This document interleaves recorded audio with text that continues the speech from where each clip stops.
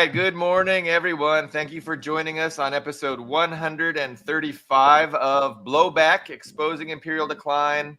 I've got my regular co-hosts here today with me. Ian Kummer from a suburb in Moscow, Carlo Parcelli from Washington, D.C., and our special guest today is Regis Tremblay, coming from Yalta in the Crimea. So, thank you guys all very much for joining us this it's morning for me, 9 a.m., noon in DC, and you guys got 8 p.m. in Russia? Yep. 8 p.m. in Russia. So we entitled today's program, The West's Brutal Ignorance, and that's kind of a reference to, the overall approach to global affairs that the West takes, which is not really conducive to achieving peace and mutual prosperity, right? It seems that the West is more concerned with, global hegemony and maintaining domination and power and control over resources, markets, and governments. And they're not really that concerned about, sovereignty and multipolarism and everybody just learning how to work together as a bunch of equal states. So and this plays out with two of the most important thinkers, I think, that are on the alternative media, John Mearsheimer and Jeffrey Sachs. So Mearsheimer, he's he comes from the school of realism with regards to geopolitics, and he's got this thesis that says it's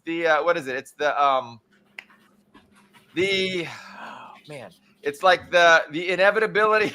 I'm butchering it. The inevitability of big power politics, and his thesis is that two great powers can't help but confront each other, and that cooperation is out of the question. Whereas Jeffrey Sachs, vehemently disagrees with John's thesis, and he sees John's thesis as wrong, and he condemns the West for projecting their own desire for hegemony and domination. They call it security, right? Mearsheimer calls that security. It's a security competition. But the West projects its own desire to be secure by controlling everything onto other players, and this results in the inevitability of conflict. So, but again, I think I agree with Sachs, right? It's the West, and it's their own brutal ignorance that is resulting in this inability for the U.S. to just cooperate and play nice. They have to enter into this security. They call it security competition, but to them, security is total global hegemony. That's how they are the most secure, when they are dominating the planet. Anyway, guys, I am sorry for beating that dead horse, but I think you understand, my general point. Do we want to discuss that, or do we want to pivot to the Zelensky meeting at the White House? I'm good with what you want to start with. You wanna give your perspective on that?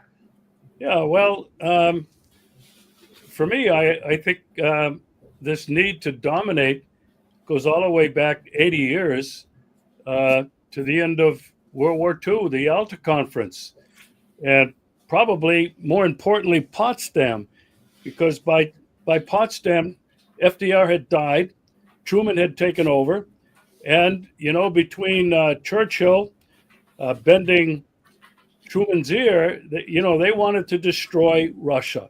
There's no doubt about that. We don't have to get into the details of it now, but I think the United States, from the end of World War II, then certainly through the Cold War, were really on a trajectory for full spectrum dominance of the planet. I don't think there's any doubt about that. And the project for the new American century really were positioning the United States to project American leadership, and they felt it was good both for America and the world. But it was leadership through strength. It was leadership through domination. And I will add to this that Barack Obama came out and said it as clearly as anybody did. He said it at the United Nations, and he said it at an address at West Point. He said, America is the exceptional nation. We are the one indispensable nation from the past century, and that will be that way in the future. Now, to me, this was a projection of this view of America that nobody else is like us. And if we're the one indispensable country, what does that mean for everybody else? You all are indispensable. And therefore, why should we bother even listening to you or paying attention? The one last thing I want to say is this. I don't like to include the West anymore when we're talking about what's happening. I really believe it's the United States against the rest of the world. What we've seen in the past week is people in the European Union apparently are saying we need to get ready to go it alone. Trump is hostile. He doesn't like us. We can't trust him. So I think we're seeing a real shift. I don't think it's going to be good for the West. I think that Europe is going to really suffer. Japan is going to suffer. All of America's allies are going to suffer because the United States really now, under Trump, has really turned a deaf ear to anybody else. It's my deal, our way, or that's it. That's my take on it, Billy Bob. Thank you very much, Regis. I have a lot to say, so I'm going to hand it over to Ian because nobody will get a word in edgewise if I start rambling. Go ahead, Ian. Well, as far as the thesis that world powers can't cooperate, I don't know what historical basis he has for saying that, because for most of, well, not all of the Cold, well, no, actually, yes, for all of the Cold War, those top three world powers, there was always two of them, for the most part, aligned with each other. China and the Soviet Union were aligned until Khrushchev. Then you had the Sino-Soviet split due to de-Stalinization mostly, and then Nixon brought the two together, there is cooperation between China and the USA. I mean, it's a strange, I would call it a strange relationship, but what the one China policy is formally acknowledged, and always has been formally acknowledged by the USA, and they're so economically entwined. There's really no other word for it except cooperation. And I mean, the Yeltsin period, we could say, well, okay, Russia was weak, was falling apart, wasn't really even a superpower except for the nukes. I think that's a fair characterization, but it wasn't a partner relationship. But now with the new regime in the USA, I think it's likely there won't necessarily be cooperation, but there will be a mutual understanding. It's too early to say that, but I think that's the direction we're headed, especially if Trump wants to economically challenge China. I don't think he wants to be aggressive towards China. I know there's a lot of fear of him, doing a pivot. It's not really an end to the arms race. He's just pivoting. I know there's a lot of fear for that. But my main argument against that is that he gutted USAID. A lot of that was directed towards China. So if he really wanted to prop up Taiwan as a porcupine in China's backyard. If he wanted to destabilize China, I don't think he would have gutted USA, because that's what it's looking like. They're reducing the entire workforce in USA down to a little over 200 people. So I think he want, and I don't necessarily agree with it. I'm not married to the idea of tariffs or trade wars or any of that. But I understand the logic to it. It's that if you look at the USA, you're like, okay, it's too much of a service economy. We need to bring back deindustrialization and eliminate dependency. The three countries you would want to eliminate dependency on are Canada, Mexico, and China, because those are the three countries where most of those finished, those manufactured goods, if you're just like, okay, we want to bring back manufacturing, those are the three countries that the manufactured goods from before. So I can understand the logic. I actually checked yesterday, and yeah, those three countries are really tied basically. I mean, China's actually third. I forget if Canada, Mexico is first, but they're basically tied as our top three trade partners. It's like those three are our top, and then you start getting a fewer and fewer people. But so I mean, okay, yes. So Carlo, unmute here. I can unmute you probably, and then go ahead. He's still muted. Hold on. I think here. You just click. You're good, Carlo. Yeah. It's a general feeling that Trump's intention is to bring that sense of America's U.S.'s superiority back into play, or to create an actual situation in which the American economy is, and not necessarily its military, is obviously the shining example of its hegemony, of a real force in the world, which China obviously is rapidly overtaking. Is there any sense there? Because that seems to be the irony of it. In the end. If I may, so Regis started talking about the historical development and how the United States during the Cold War, ended up being the the global economic superpower, right? So we were in the Cold War with the Soviet Union. Once the Soviet Union dismantled itself, the United States was really preeminent, but it was never really a fair a fight, you might say, between the Soviet Union and the West, considering the Soviet Union was so devastated and destroyed following the war, and it was the United States alone accounted for half the global economy after World War II. So the United States just had so many resources to use, and they were just way ahead of the rest of the world at the end of World War II. But ultimately, they were able to use their advantages, and to win the Cold War, they got the Soviet Union to dismantle itself. And again, we've talked about that many times. It really seems like it was a diplomatic effort that ultimately won, and there wasn't any military fighting that ended the Soviet Union, but it was through diplomacy.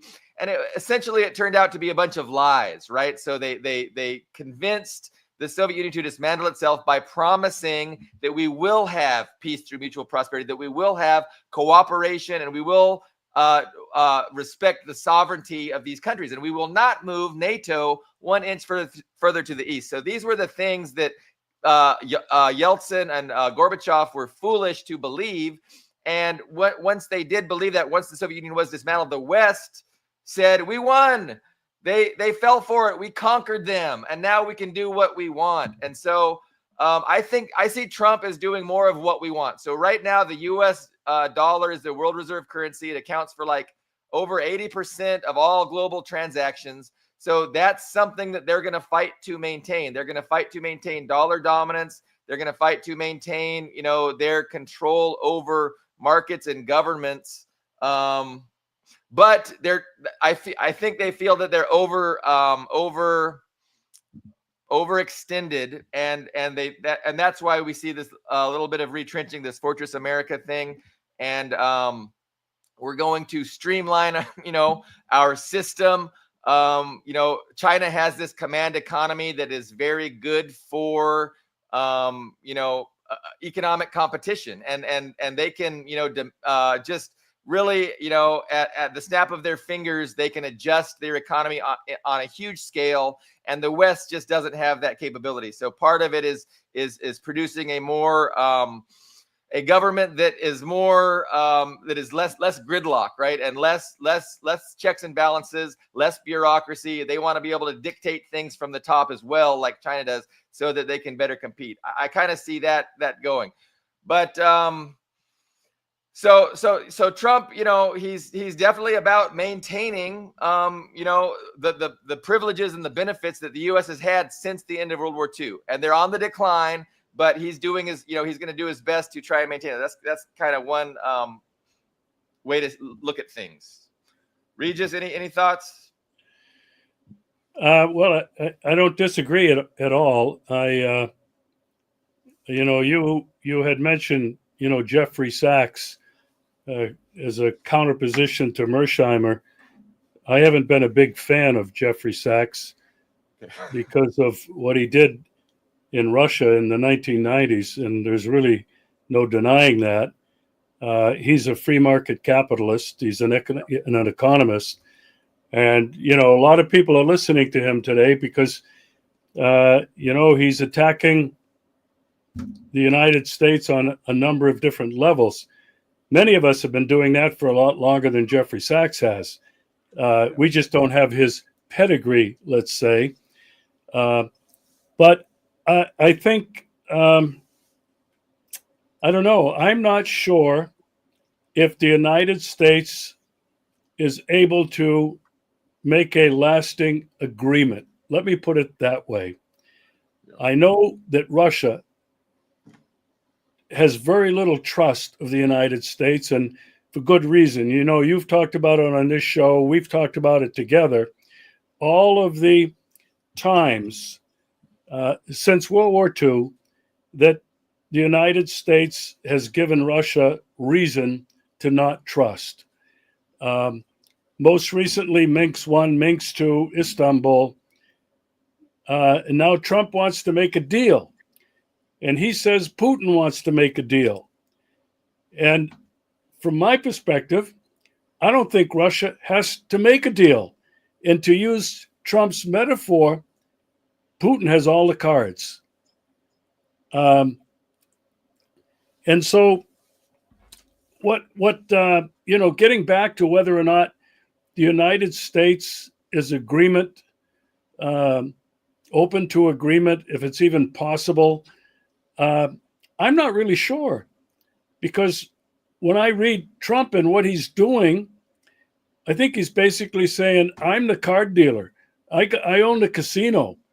And I'm going to make the deals that are good for America, but I'm not sure that he really is too much concerned with making deals that are good for China, that are good for Russia.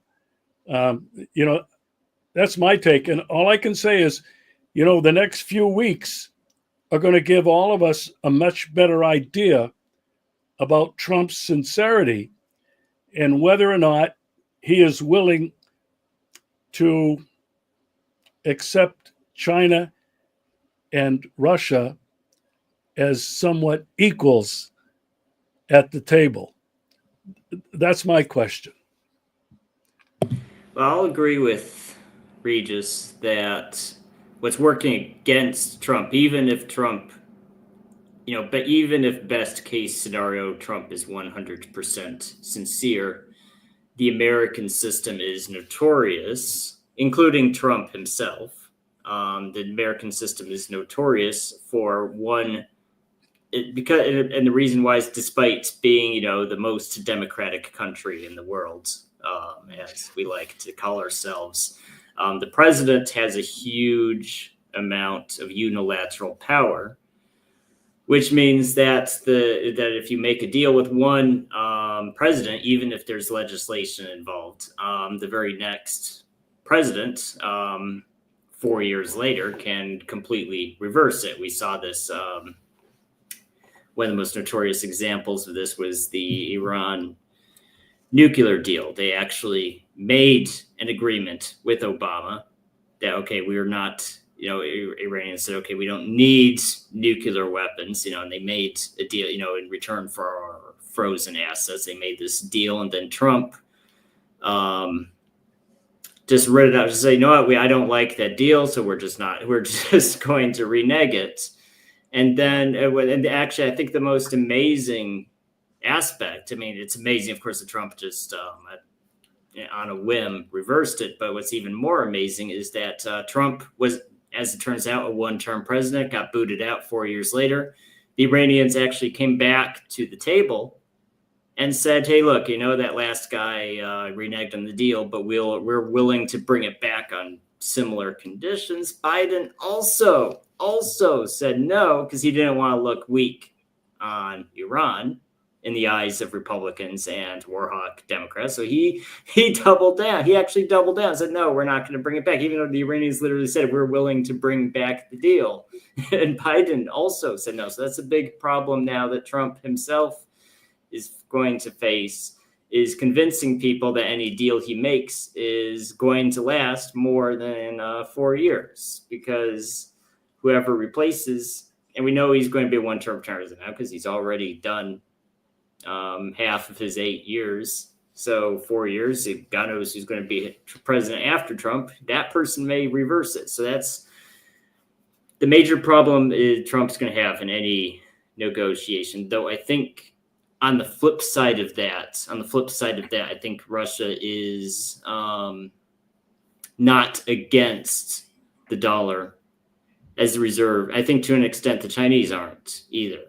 So this was the huge problem. I was saying this, a lot of people were saying this, that Biden was destroying American hegemony by weaponizing the dollar. And when the dollar declines past a certain point as a percentage of the transactions in the world, then it just turns into a bank run. People just don't want to hold dollars because there's just so much debt associated with the dollar. And the only thing keeping it from, the house of cards from collapsing is that there's so much of it in circulation. So many people use it. If Biden's policies had just scared people away from the dollar, that would, in the long term, I think, wreck the whole American system. So Trump is correct to recognize that, but I think it's going to be easy for him to convince the Russians and the Chinese also, I think, that, no, we don't need a BRICS currency. We don't need a competitor to the dollar. Let's just stick with the dollar. I think that's going to be a very easy sell. We're hearing different things from BRICS. So China is like saying, yeah, we're not interested in destroying dollar global hegemony. But then Lula, I think, said, oh, we're absolutely going to continue to work to do that. But, I don't think anybody would have a problem with it if the U.S. didn't abuse and exploit their privilege, right? And they do that through the sanctioning, arbitrary sanctions of, whatever they think will benefit their interests. They'll abuse that privilege. And that's the problem. If the United States would, be a responsible leader and use the privilege of world reserve currency appropriately, nobody would have a problem. Right? Nobody would be complaining about this dollar hegemony. But the problem is when they abuse it. And so remember Marco Rubio, before he became the Secretary of State, and he was lamenting that the problem is we're not going to be able to sanction people anymore if we don't have this dollar hegemony. And but they need to understand that's an abuse of this privilege. And we like stability. We like everyone, being able to participate. And there's not a lot of volatility, with the world reserve currency. But when you abuse it, that's certainly a big problem. Well, I'll Okay. say about Rubio. I just want to mention Rubio real quick. I mean, little Rubio, as I like to call him. I mean, Go, Marco. I'm not a fan of Rubio by any stretch of the imagination. I don't think he's a particularly smart person or a particularly well-educated person. But I think Trump put him there to make peace with the mainstream Democratic Party. And I will say about Rubio is that he is, so far at least, been a team player, right? Oh yeah. That was a big problem with the first Trump administration, that there were a bunch of people in it that were not team players. Yeah. But so far, he's been a team player. And what's also interesting is that, not to get off topic, but with the Ukraine meeting, with the Zelensky meeting, from what the news was saying afterwards, Rubio had gone into that room, sure that Zelensky was going to sign the mineral agreement. And he had apparently actually told Trump in advance, oh, yeah, it's a done deal. Zelensky's going to sign. So it was actually a friendly meeting. And all the camera angles of Rubio are just him sunk in his seat, like, what the hell is going on? Because he was completely blind. And he said it was kind of embarrassing for him also because, 5 minutes earlier he had told Trump, oh, yeah, it's a done deal. And then Zelensky, for other reasons, which I'm sure we can get into on the show, said, no, we're not going to do it, F off. So, yeah, that's my take on Rubio in recent events. Yeah, I think Ian made a good point that Russia knows what the system is in the United States. That every 4 years every 4 years is going to be an election, and things could dramatically be reversed. And we're seeing that right before our eyes. Russia's looking at this. All of the executive orders that Biden signed, Trump is signing as many, just eliminating all of those. And so from where Russia is sitting, it's like, you know what? I don't think we can really trust these guys. We want to see some concrete action.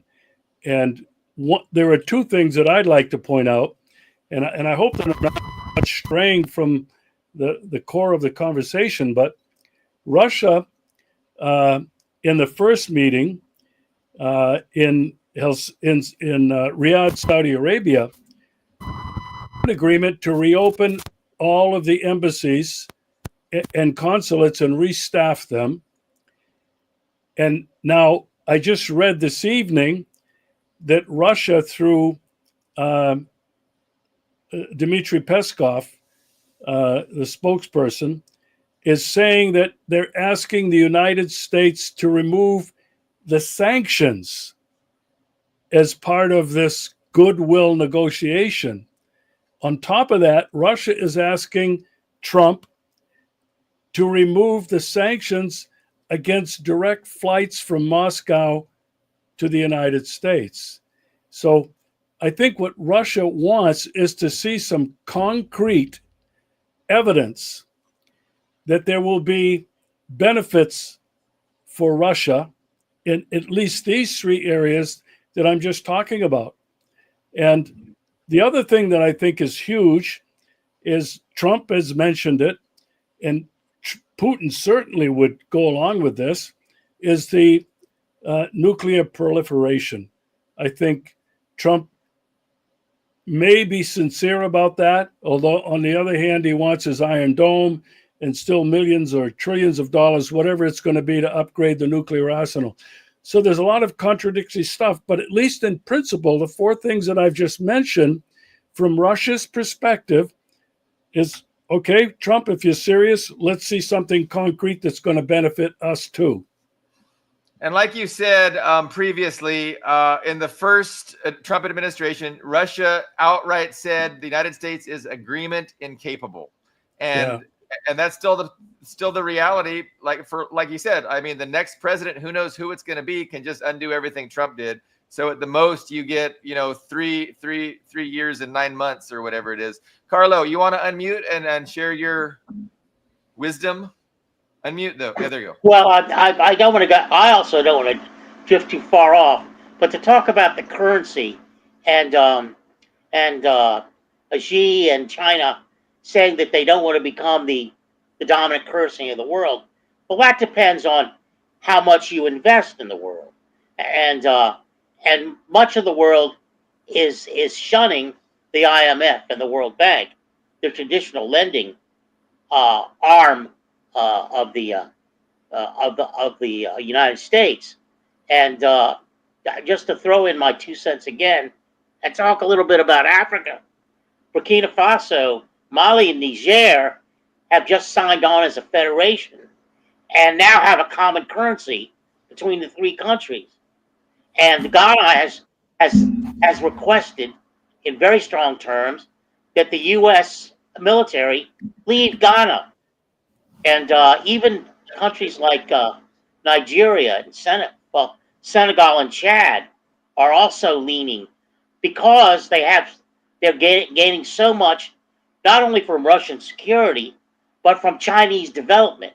So if you're the one developing, you're the one that's lending. So the renminbi is what's at the core. The yuan, the Chinese currency, is at the core. That's what's being traded. So China can say all at once about currency, then they don't want to become the dominant currency. But if they're not the ones that are going in and building the schools and helping build the dams and the roadways and the farms and everything else, the manufacturing. I mean, for Christ's sake, whoever thought that Ghana and Burkina Faso would be building automobiles specifically for an African audience? And it's not, believe me, it's not the World Bank money. It's Chinese money that's investing in all of this. And they're finding the terms equitable, and they're finding the work done on time, done right, the instruction helpful, very much unlike rebuilding Iraq, for example, at Halliburton, where they, even the Marine barracks there, the U.S. Marine barracks there, were shitholes that I wouldn't even live in. And so you can say all you want, and then you watch CNN and Bolsonaro, he's so popular in Brazil, he's got to come back into power. There's a lot of lying going on, traditional lying going on among American media. The thing, I just want to say one more thing. The most surprising thing to me, or one of the ones that I muse over the most, is this notion that you can you have a great deal of the electorate who at once in America, at once sees at once that Trump is a threat to domestic policy, yet at the same time remains totally bamboozled or refusing to understand the chronology of the war in Iraq. The war in Ukraine. Well, the war in Iraq too, if you want to, but the war in Ukraine, where it's obvious that the United States goaded it on and brought it into existence. That's so that's all I had in my mind. So hopefully Regis will be able to come back. I'm not sure what happened, but so you brought up several things, Carlo. Where I got distracted when Regis left. I'm sorry. So, well, I just wanted to point out that that's a supreme irony. I mean, I grew up during the Gulf of Tonkin situation, and I was 16 years old, and I could see through that, and knew it was bullshit, and I told my father this is bullshit, and he warned me about it. He said, "Yeah, it's a bunch of liars," and so, and then you had Iran-Contra, which I was heavily involved in, and that turned out to be, a bunch of lies. It's kind of, the Iran-Contra was kind of a reverse of what we have now with Ukraine, and that is that the Congress told Reagan and the executive branch that no, they could not continue the war against the Sandinistas, war if you want to call it a war, and they mustered this idiot Oliver North and all these other people, and they had a secret war, so to speak. And the October surprise, which was a clear theft of that election between Carter and Reagan. And so now you have a situation where the people themselves can't seem to pick up on the basics. There's two types of people out there. There's the Democrats, or whatever, basically, or what they call the left, that sees the war in Ukraine as a patriotic war of the Ukrainian parts, and the Russians are invaded without any reason to invade, just sheer greed and power hungry. And then you have the MAGA people who don't even know what Ukraine is. They don't care. They don't know. Their whole agenda is entirely different. It's been woke. It's been woke in the wrong way. And so their interests are immigration, eggs at $6 a dozen or whatever, that sort of thing. So you've got no one out there, including the Trump people, who have a kind of handle on the way the situation's developing, and I think once again we have, what's the title of the show? Brutal ignorance. The West. It goes right back to my old cliche. The people in the United States are ninnies. I mean, to get fooled again on Ukraine, like people that I used to hang with. Once again, I'm not going to go through this thing where I have to find people who know a little bit about Ukraine and know the chronology of how that conflict developed. I mean, even Trump knows how it developed now. Somebody got to him. I think it's this guy Witkoff, but it could have been Tulsi Gabbard. It could have been anyone who said, "This is what happened, Donnie. Sit down and listen. Stop farting into your pants and listen for a minute, and I'll tell you what happened." And he understood. He believed him, and that's and from all that flows all of this talk about peace and so on and so forth. The other thing is, it's in Trump's personality not to want war. When somebody shows him a film of a Ukrainian, 45-year-old Ukrainian soldier taking a high caliber round to the head and no longer has a head, with Trump, that resonates. And so I've said more than I wanted to say, but because I'm gonna get off. because that could have been Trump himself if he didn't look the other way when the bullet came at his head, maybe. But okay, Carlo, you talked a lot about oligarchy and the reality of oligarchy, and I want to add my 2 cents. So number one, there is no accountability for the oligarchy. They're never held accountable. They have a succession of losses, of military losses, going back to Vietnam, like you talked about. And then they lost in Iraq. They lost in Afghanistan. And now we're going to lose in Ukraine. And nobody is ever held accountable. And I'm thinking that they're okay losing. Like they're winning just by having these military conflicts, because it's they're able to exploit them and profit from them, right? The military industrial complex. There was this thing on Telegram, and it was probably bullshit, but I think there was a lot of truth to it. Basically, maybe Zelensky. Yeah, the allegation was Zelensky told Trump about how many millions each of the people, the Democrats, were getting kickbacks from the 350 billion that was given to Ukraine. So they said, Nancy Pelosi was given 70 billion. Shifty Schiff got like 30 million, not billion, million.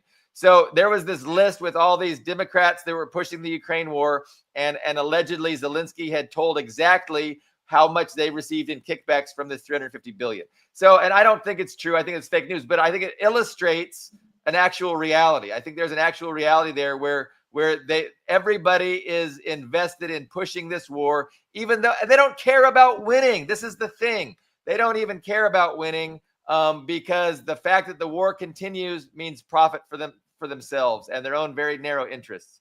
And then you talked about the ninnies, right? So it's the media. The media is owned by the same people that own the politicians, right? And so it's very nice.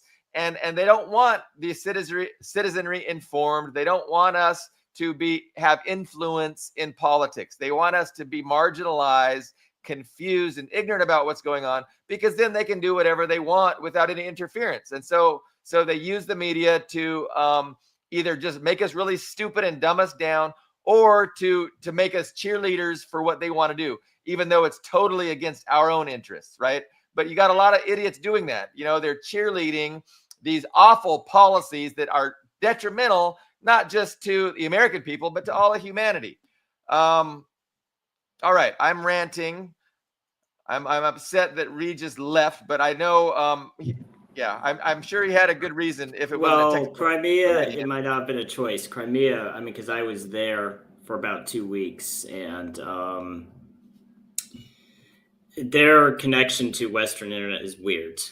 It's not like, because I'm in Moscow now, but Crimea is weird. I don't know why that is. They might have just had connection problems, but I would like to extend on what Carlos said. Is, as far as MAGA goes, MAGA not really knowing very much or caring about Ukraine, and just want, they only care about the price of eggs and that sort of gasoline and that sort of thing. Well, at the bottom line, if every major country was just like, what, we only care about the price of eggs, the price of gasoline, and the price of food, the world would be a better place. What's screwing it up right now is that people feel like, well, we need influence, we need a rules-based world order, we need every conflict in the world is something we have to personally get involved in. That's what's screwing things up right now. So my concern is that in Europe, you have the AfD in Germany and these other, you have the, I forget what that French party is called, but basically the problem with them is that right-wing populism in Europe is different from American right-wing populisms. I'd consider it a lot more unpredictable. So I'm not sure if that's, Europe, let's be honest, Europe has this tendency to swing from far left to far right. You had Weimar Republic, and, I know some people dispute my use of the word left, but you had a very, very, very, very progressive, let's call it progressive, a very progressive Weimar Republic. And then, in the span of a couple of months, they were, you had Hitler and Hindenburg's government, and Hindenburg died, and then you had Nazi Germany. That happens in a very short period of time. And the problem is those right-wing American right-wing populists will say, I want my, make America great again. The South wasn't bad type of thing, and they keep it in the USA. But the problem with Europe is they don't think that way. They have a tendency, when you have right-wing populism in Europe, they have a tendency to want to march on Moscow. That's the problem with a European. So I'd say there's definitely a difference between those two. And yeah, that was my thoughts on that. Do we want? Yeah, go ahead. I'm sorry, I didn't mean to cut you off. Go ahead, Carlo. I just wanted to add that with both sides, what what mystifies me, the how brutal the ignorance is of the people who were, say, anti-war when it came to other things. There are people who have been in the streets. I know personally most of their lives who are on who I don't want to say you're on the Ukrainian side. That sounds, but who are willing to see many Ukrainians die, and this is very enlightening to me. They're willing to see proxies die. But if it's their own, if there's their own family members, they're at risk. They don't want to see the bloodshed. They don't want them to go anywhere. And then on the other side, you have the MAGA people who, whatever you can say about the issues, immigration, the economics, whatever you want, gender, they've all been led around by the nose. They're a bunch of fools to think that those are serious problems. And I'll just say this for the umpteenth time, the only reason we have an immigration problem is because the United States, and this links up with what Ian just said, because the United States has set about destabilizing their countries. The only reason Venezuelans are coming up here, they would have a government that would take them cradle to grave as essentially middle class citizens, if the U.S. wouldn't bother them. Look at Cuba. Just take Cuba. If the United States would stop invading, stop destabilizing these other countries, we wouldn't have an immigration problem.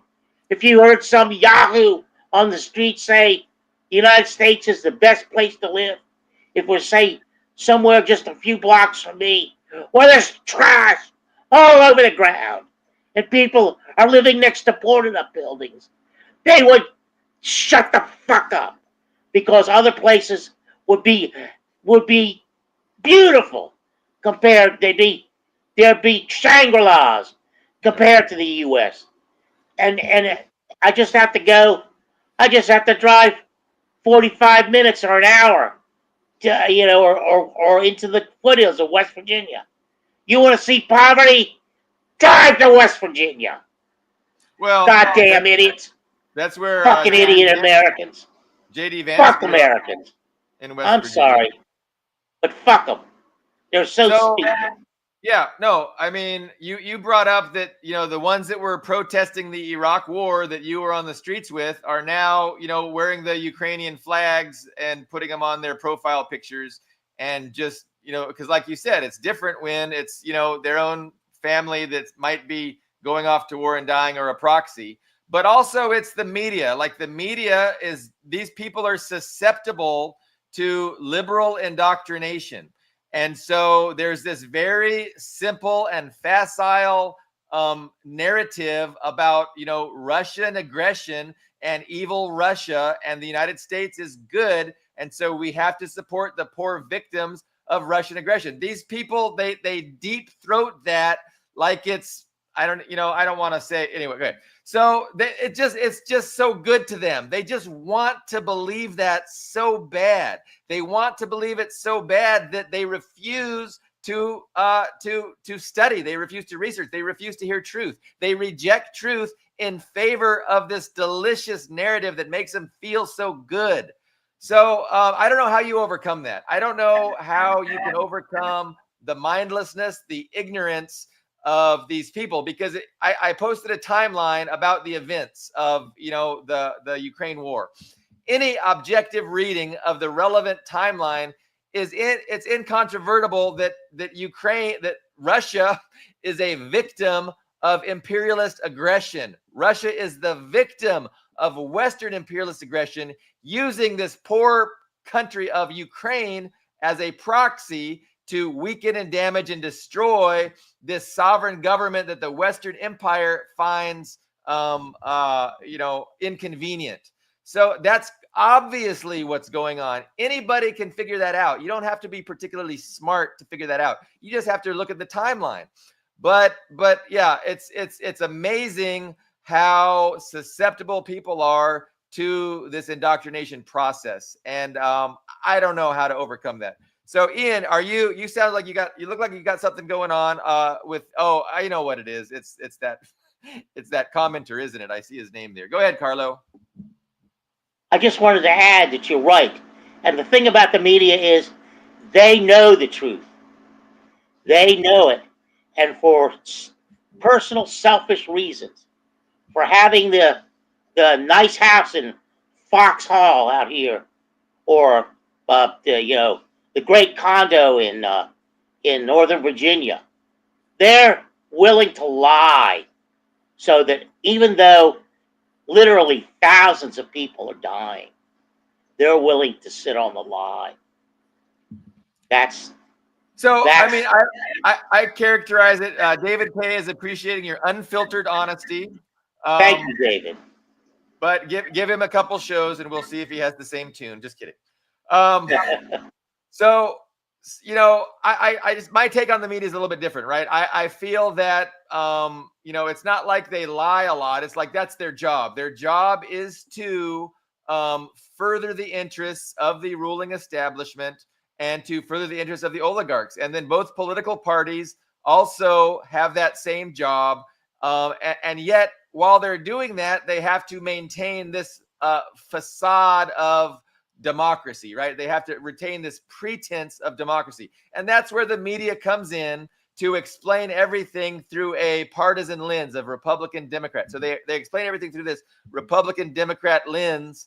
But it's all a hoax, and it's all theater to obfuscate the reality of an oligarchy, a uniparty oligarchy that's determined to maintain these particular relationships around the globe and hegemony, really, and then control over the governments, resources, and markets of the planet.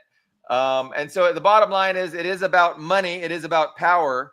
And democratic aspirations, the freedom, democracy, liberal values have absolutely nothing to do with any of it, except to sell it to the gullible dupes that are the supposed voters. Anyway. So where there's lemmings, there's a cliff. So where's the cliff? That's what I want to know. So, okay, I think it's Ian, you can cut us off anytime you have something you want to say. But I was just going to launch into this idea that, we're probably, it seems like we could have a war with Iran. So Peskov this morning was saying that, Russia is dedicated to facilitating a peaceful settlement with Iran. They don't want to come to, they don't want war. But, the United States is busy shipping, these tremendously large munitions called the mother of all bombs to Israel, ostensibly for the express purpose of dropping them on Iran's nuclear facilities. And so I don't know, Trump's behavior, if anything, he is not friendly with Iran and he is very friendly with Israel. And I could just see how the minute we do some kind of a deal with Ukraine, even if that's possible, we're going to see tensions heating up with Iran. Hopefully that could also be settled peacefully, but quite possibly it's possible that Trump, once he brings peace to Ukraine, if he can, he will definitely launch a war against Iran or let Israel bomb Iran and really go for regime change there. And then following that, assuming, let's just say he's successful. He can't. I don't think he can ever get a regime change in Iran. But let's say he quiets the Ukrainian front. He regime changes Iran, and then he's in a really, really powerful position to deal with China. So ostensibly that could be our short-term future the next 4 years. But I'm just throwing fun stuff out there to speculate. Ian, I think a bombing campaign by Israel against Iran is unlikely, because those bombs, sending more JDAMs, because that's the mother of all MOABs or JDAMs essentially. There's nothing special about them. They need to get planes to Iranian airspace and not have them shot down, and also Iran not respond to it. Which and that last feud Israel and Iran had last year, Iran got the last word. They did two big drone and ballistic missile attacks on Israel, and after the last one, Israel didn't do anything about it. So I think the point has been made that Israel is a glass house, that Iran could really hurt them if they wanted to. They could target their salination plants. They could target their power generation abilities. There's a lot they could do to basically turn it into Gaza, essentially. Just no electricity, nothing. And I don't think that's going to. I don't think that's likely. I don't think Would there's Netanyahu any. like that? Well, Netanyahu's got his hands full. I mean, they want to. I mean, so the peace deal, the cease, not peace deal. It's not a peace deal. Definitely not a peace deal. It's a ceasefire. The ceasefire expired. Yeah, and I don't know what Israel's plan is, because I don't understand how anyone in Israel thinks that another 16 months of ground combat in Gaza, even if they win, is survivable for their economy, or that they're going to have to continue conscripting people to fight in Gaza and be killed in Gaza. And no one in his right mind is going to be a tourist or want to move to Israel while they're engaged in a major ground war. I don't understand. I'm not even sure there is a strategy here, except Netanyahu knowing that the minute there's peace, he's going to be removed from office and possibly prosecuted. I don't understand Israeli prosecuted, but I think he's done as soon as the war is over. He's kind of in a similar position as Zelensky. He's a war president, and that keeps him in power. But the minute he stops being a war president, people are just hate him so much, he's going to be removed from power, maybe worse. Except in at least in Zelensky's case, he could maybe go to France or Italy or something. But I mean, Netanyahu's so hated and actually has that ICC has that warrant. Yeah, so it's a very what complex situation for him. Israel would like the United States to go all in on a violent military regime change effort against Iran. And I think you're right. Israel could be devastated. I think Qatar, Saudi Arabia, all the Gulf monarchies, the despots would also be harmed tremendously if they really go after Iran. And there's no certainty that the regime change would be successful in Iran. And yet it just seems that that's really, really what Israel wants to do. And the question is Trump going to be smart enough not to agree to that? Is he going to be able to come to some agreement with Iran where he feels like, he doesn't need to do that? But I don't know. I would like to think that, that it's all bluster, and that the Moabs are being sent there just for leverage in negotiations, right? To try and scare Iran. That is a definite possibility. I don't discount that, and that could be absolutely true. But I don't know. Part of me thinks they're just a little bit too crazy and insane, and that is an option on the table, that they will try and go for this violent regime change. So, Carlo, you go right ahead. You had your finger up. You're waiting patiently.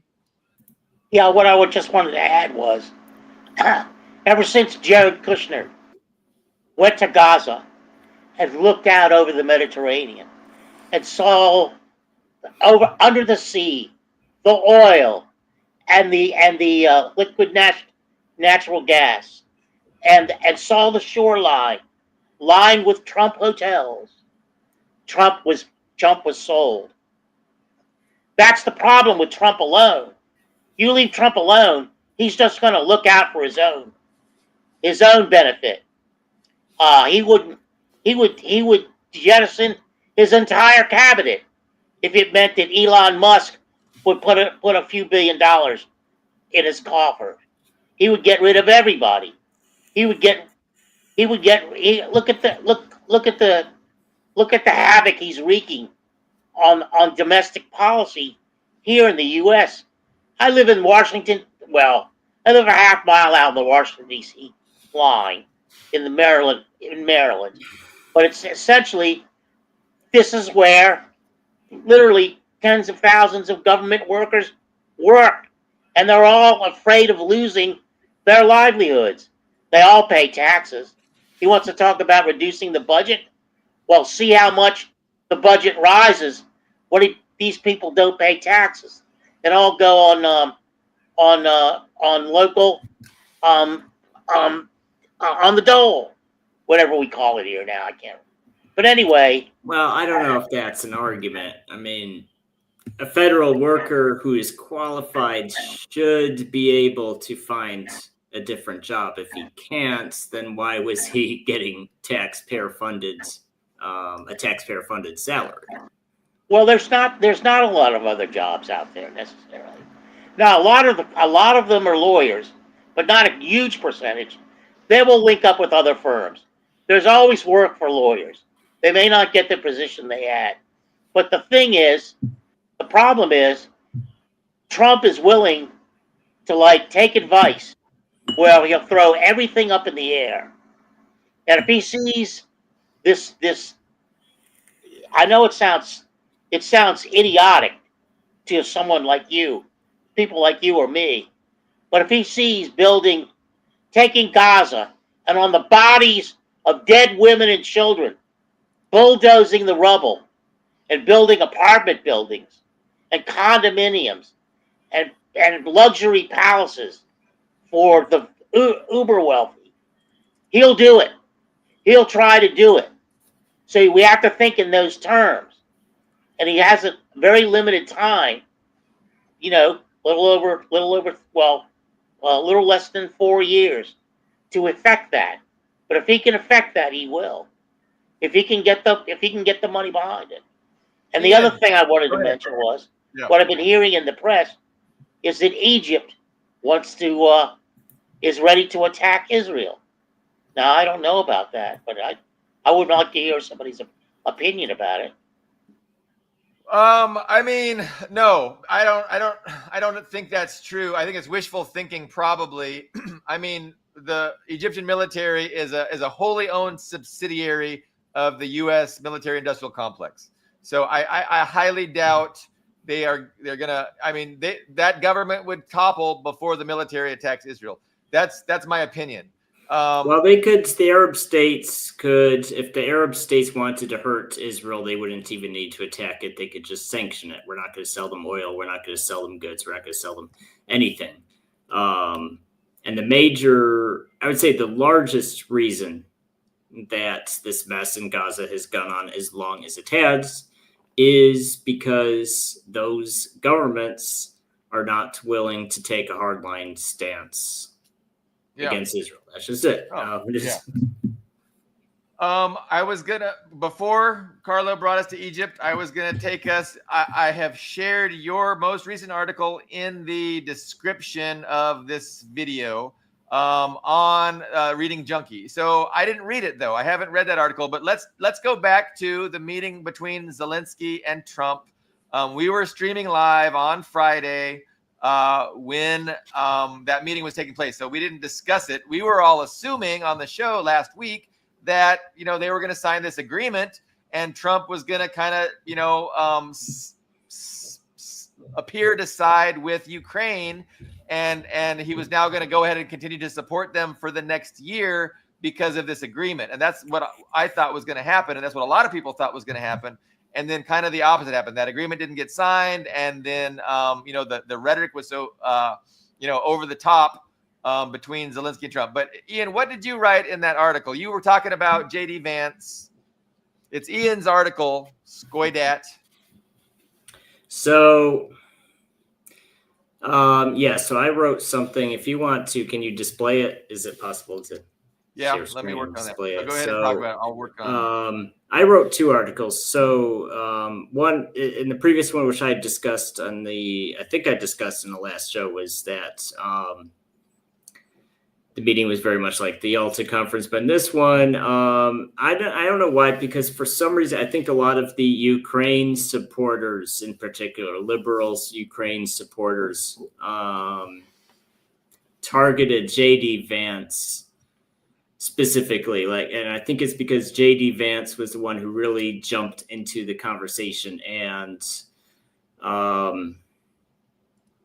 went after Zelensky in that. And a lot of people were asking, well, why is the vice president so involved? So basically my point in that article was that that's actually normal, and whether you agree or disagree with whatever administration is in power at the moment, the vice president is typically a very front-facing figure, a very front-facing public figure in that administration. We've just kind of forgotten that because we've had so many weak vice presidents. It's been a while since we had Kamala Harris, who I don't know what she was doing in those whole 4 years. It doesn't seem like she did anything. She was put in charge of the border, and then when she ran for president, media outlets went and stealth edited their own articles to remove references to her being in charge of the border because she was so bad at it. And then before that, you had Mike Pence, who was, I guess, had some sort of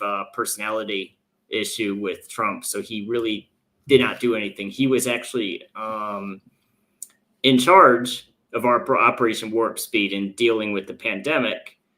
And he really didn't do, and that was his chance to shine, to really take charge of the COVID response and be a household name and be a respected figure in American politics. But he really didn't do anything. And unfortunately, there was precedent for that for him personally, because there was also an AIDS epidemic when he was the governor of Indiana, and he didn't really care too much about that either. So he didn't do much as vice president. And then before that, you had Joe Biden as vice president. I think, honestly, he was kind of a mental vegetable even 8 years ago when he was, no, oh my gosh, it was more than 8 years ago, 12 years ago, 16 years ago, when he was vice president. I think he didn't do much. And also I mentioned in the article, part of the reason Joe Biden did not do much as vice president is because he was so overshadowed by Hillary Clinton, who considered herself the president even when she was Secretary of State. She was acting like the president. She was overstepping the vice president. She was even overstepping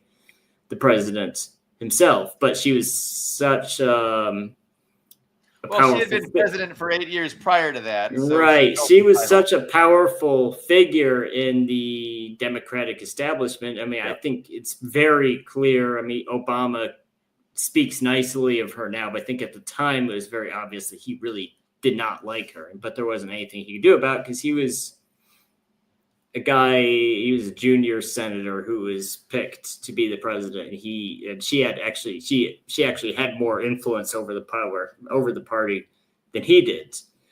So, it's been, my gosh, so it's been basically 16. I mean, the last really major vice president we had was Dick Cheney. And the thing with Dick Cheney was that he was big on making himself rich, making his buddies rich in Iraq.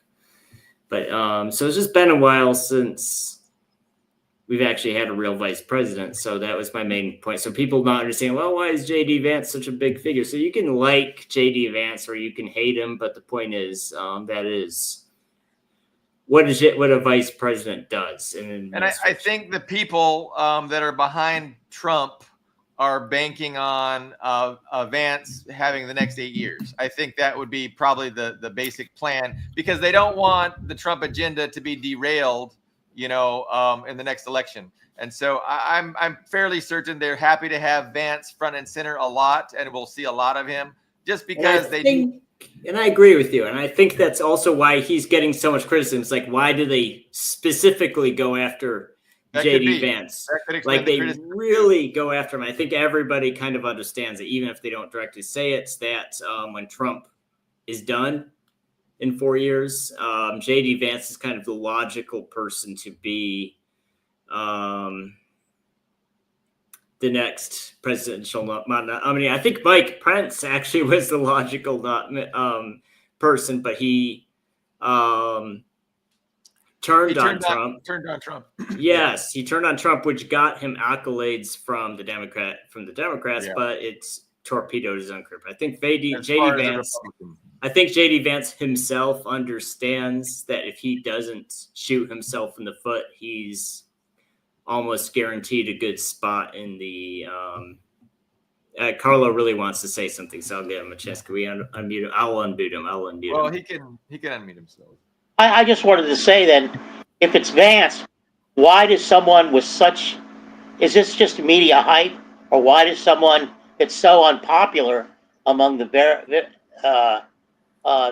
U.S. electorate, why would he be seen as someone that could? Well, is he actually? I mean, I don't see any evidence that he's unpopular, except Democrats say he's unpopular. Like, I mean, if you think about, and again, I'm not saying you have to agree with him or like him, but say if you just look at him as a candidate and as a politician, he's from a poor, messed up family in Appalachia. So he's lift yourself up by the bootstraps kind of guy, right? Have you seen the movie? Narrative. I haven't seen the movie. I have not. I have not. I just heard descriptions of it, but I've seen the movie.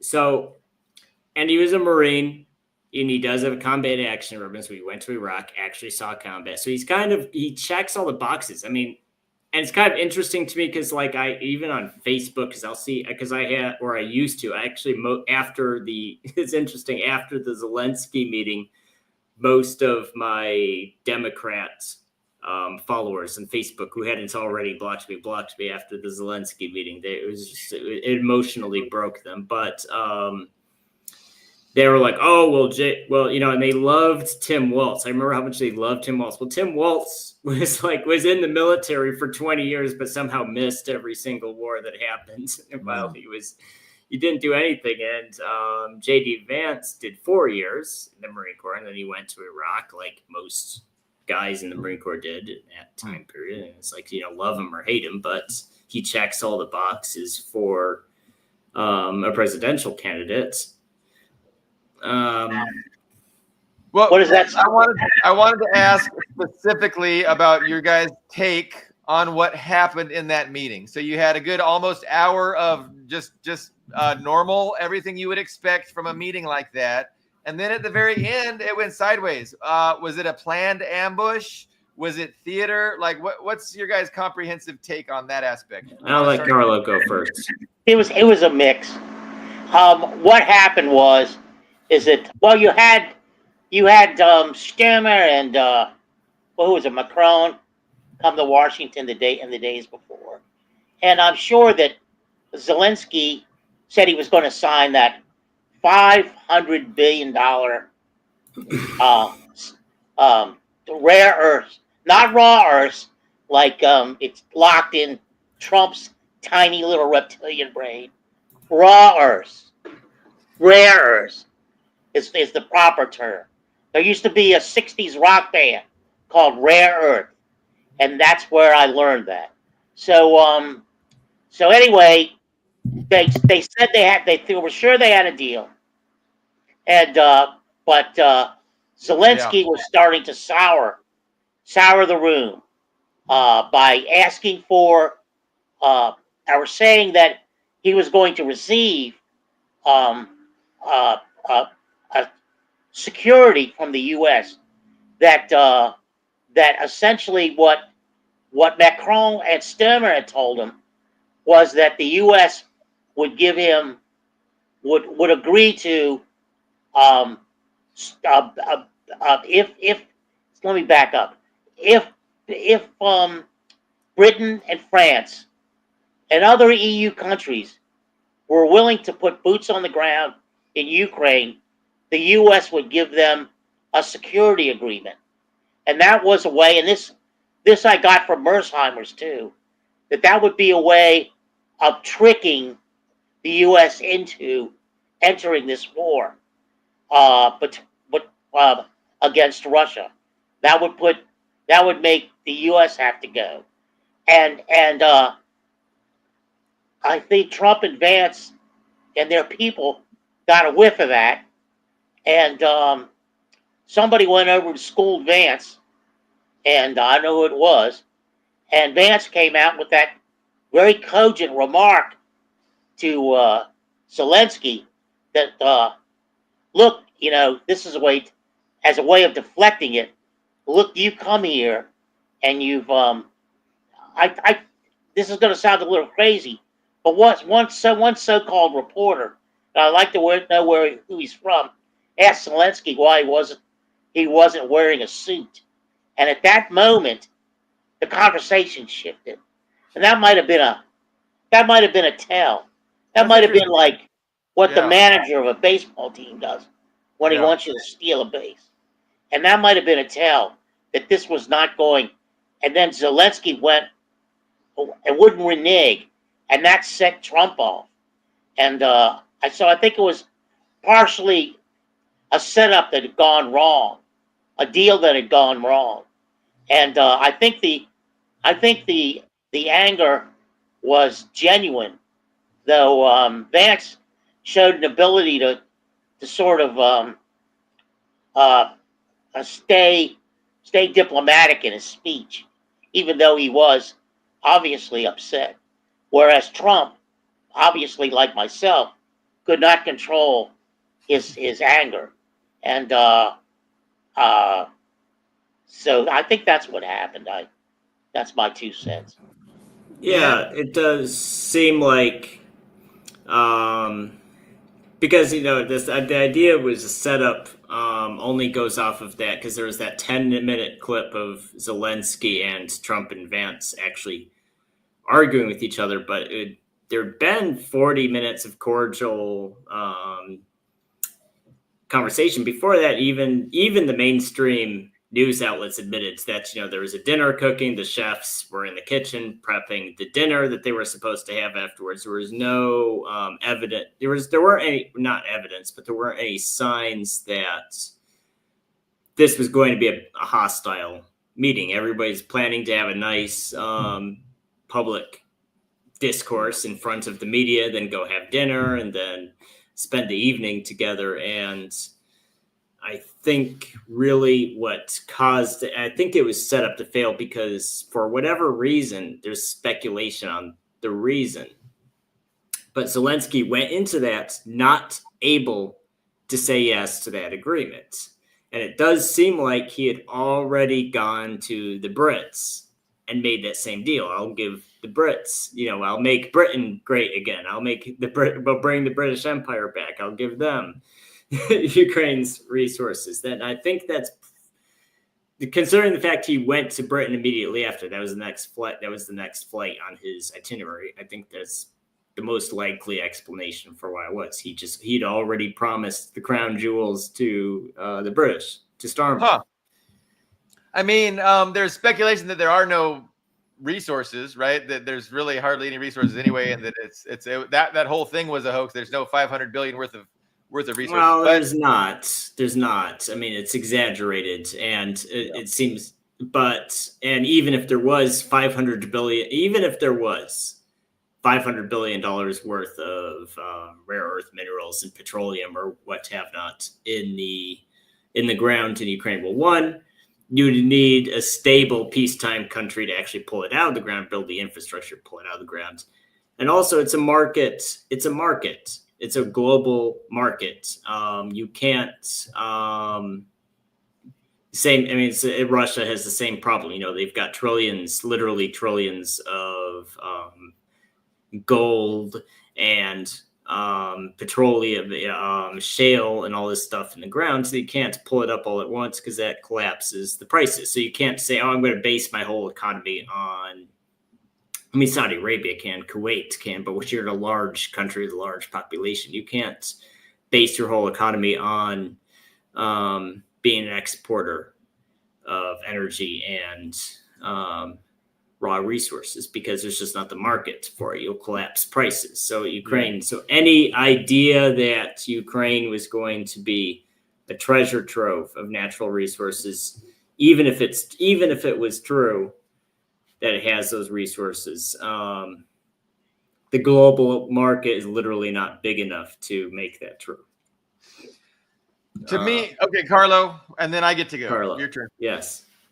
And just to add to the conversation about the Zelensky meeting, is that think of the charge that Trump could have put in MAGA if he signed a $500 billion deal, whether it ever came to fruition or not. Obviously, in the next 3 years, and the man's 2 years older than I am, in the next 3 years, much could be done. Think of the charge it would immediately put in. Just the rhetoric of that kind of a deal. $500 billion. You got people living in trailers on, a few $100s a month who voted for this guy. And then you can dream about $500 billion. And so I think that was on Trump's mind. Now I can't go out and fill the stadiums again. Now they're only going to be half filled. But if I had that $500 billion deal, I would be king of the deal. It's all about the deal. It's just like Gaza. I agree with Carlo. And at first, that was what it seemed to be, right? It seemed that this was going to be Trump's justification to kind of backtrack and do a 180-degree turn about his approach to Russia and Ukraine, because he'd always been, Ukraine isn't, I'm not going to support Ukraine. And then I thought that, to justify switching his approach to that and saying, okay, now we're going to go ahead and protect Ukraine for the rest of the year, or for another year, because they're signing us this deal, and now I'm justified in doing that. I thought that was the point, and he was going to try and sell a pivot to his base through this deal, whether or not the deal was real or not. But when it fell through, I'm thinking that it was maybe theater in the other direction, right? It was theater in the other direction to justify, hey, I am trying to do the right thing here, and it's this guy, it's Zelensky, who's intransigent, and now he can point to Zelensky and this meeting and Zelensky's intransigence to justify, not doing what the entire European Union, the entirety of the liberal press is demanding that he does. You got to continue to support Ukraine. And again, the question is, to what end? Like, what options are there on the table for protecting Ukraine? There are no options. So surrender has to happen, but it's all about optics, right? It's about how is Trump going to sell this surrender, this pivot? Well, he's going to do what Hegseth. So this is Brian Berletic, right? So Pete Hegseth went to Europe and he said, we're going to have a division of labor. The division of labor. The United States is going to be focused on Asia. Europe, you got to deal with Ukraine. You got to deal with Russia. And to do that, you got to double from 2% or 2.5% of your military spending to 5%. And so, of course, that's not in the interest of the European people. It's guns or butter. The European people are used to a lot of butter.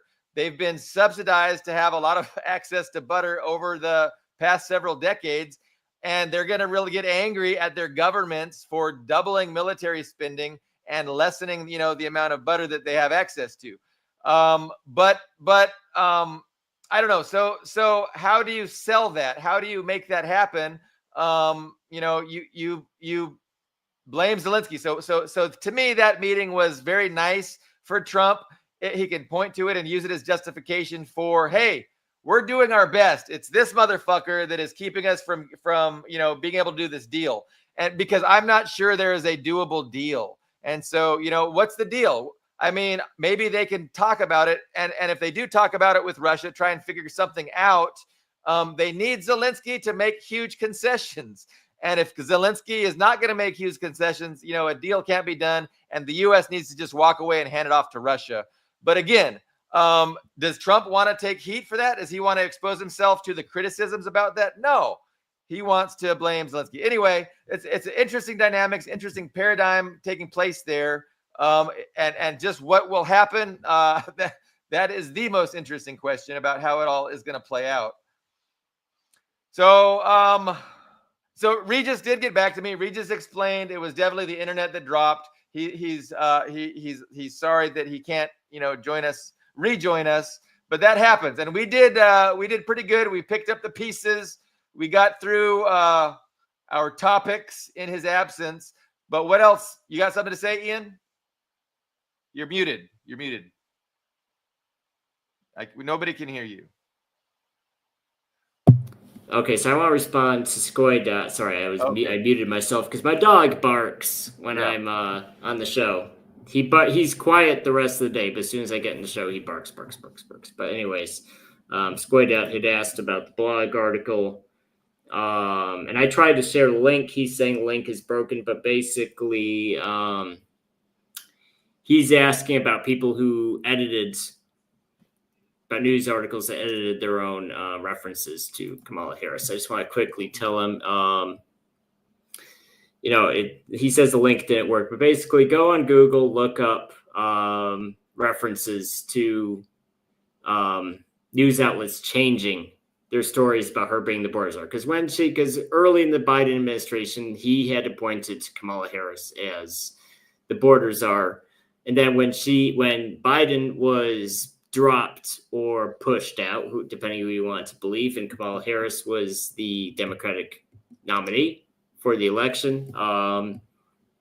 Major news outlets actually went back and edited their own articles previously, calling her the border czar, because everybody had agreed she's the border czar. She even went to Honduras, like there was that famous incident where she went to Honduras and said, "Don't come to the USA. Do not come. And then they went back and said, well, actually, she wasn't in charge of the border because they just didn't want that failure associated with her. So that's just a quick reference, a quick response I wanted to make to the comments, because I don't want people to feel like they make comments and we don't respond to them. So yeah, I want to have a little fun and just talk bad about that commenter. I mean, like, how stupid do you have to be to think that, oh, our media would never do that? Because that seems to be kind of what I think it was a fair question. He might not have caught that news. So that's I'm being nice and explaining. When I hear you say that without ever, seen any proof of that myself, it just coincides with the obvious reality. So I don't even think of questioning it or demanding proof. Like it just coincides so correctly with how the media behaves. He was one of the very few people who clicked on the link in the description and read the article. So let's be nice to our readers. He read the blog article. I mean, I have he's one of the 3 people who reads my blog now. So congratulations. He's one of the 3 viewers watching our program. Yes, so exactly. I shouldn't berate him. But so let's not berate him. But I know he's a little ornery in the comments, and so I think he's probably driving reach to the video. Let's give him credit where he's due. And he's probably and he's also a repeat viewer. I remember him from the last time. Yes. So let's talking some shit. Let's give him the credit. You can be a little ornery if you watch the show. No, you can, and it gives us something to engage with. So we're a minute. We're an hour and a half in.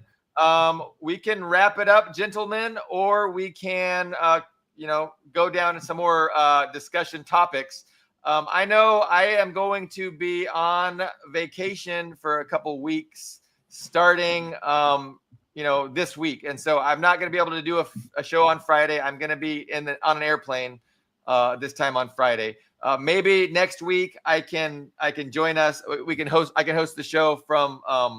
I'll be in Thailand actually, so maybe I can host the show from Thailand. But we'll take it as it comes. Any other topics of discussion? Yeah, I think it's a good closing point unless Carlo has something to say. He's muted. All right. But yeah, let's. He was shaking his head. I could tell by his body language.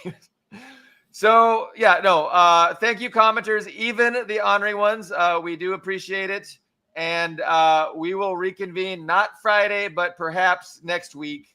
So I'm sure there will be a lot of goings on in the meantime that we will want to convene and discuss about. So we will see everyone then. Thank you very much and goodbye.